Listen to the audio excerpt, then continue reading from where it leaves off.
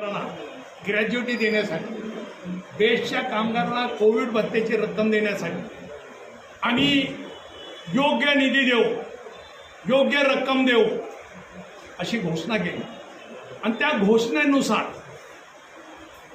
Best उपक्रमाच्या कामगारांनी corona काळामध्ये काम केलं, त्यांना 78 कोटी रुपये देण्यासाठी धनादेश दिला. ग्रॅज्युएटी रक्कम देण्यासाठी 2000 कोटीचा धनादेश दिला. मग तो धनादेश गेला कुठं? यशवंतराव सभागृहामध्ये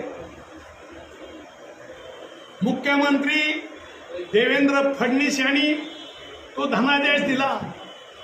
कामगारांनी बघितला धनादेश आणि आजपर्यंत 1 वर्ष झालं कामगारांना करोना भत्ता नाही, सेवानिवृत्त होणाऱ्या कामगारांना ग्रॅज्युएटी रक्कम नाही. त्यामुळे बेस्ट उपक्रमातील कामगार कर्मचारी संतप्त आहेत, फसवत आहेत. आणि प्रसाद लाड यांचे समर्थक संजय घाडीगावकर हे प्रत्येक 25 तारखेला कामगारांना सांगतायत, आता तुम्हाला करोना भत्त्याची रक्कम मिळणार, आता सर्व सेवानिवृत्त कामगारांना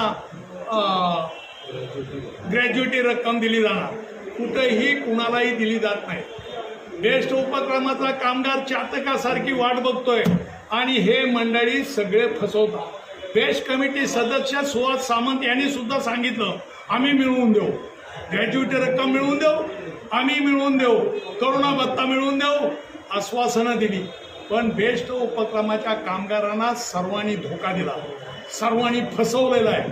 आणि म्हणून या बेस्ट एम्प्लॉय कोऑपरेटिव्ह सोसायटीमध्ये कामगार या प्रसाद लाड यांच्या पॅनलला, सुहास सामंत यांच्या पॅनलला आणि शशांक राव यांच्या पॅनलला धडा शिकवणार आहे.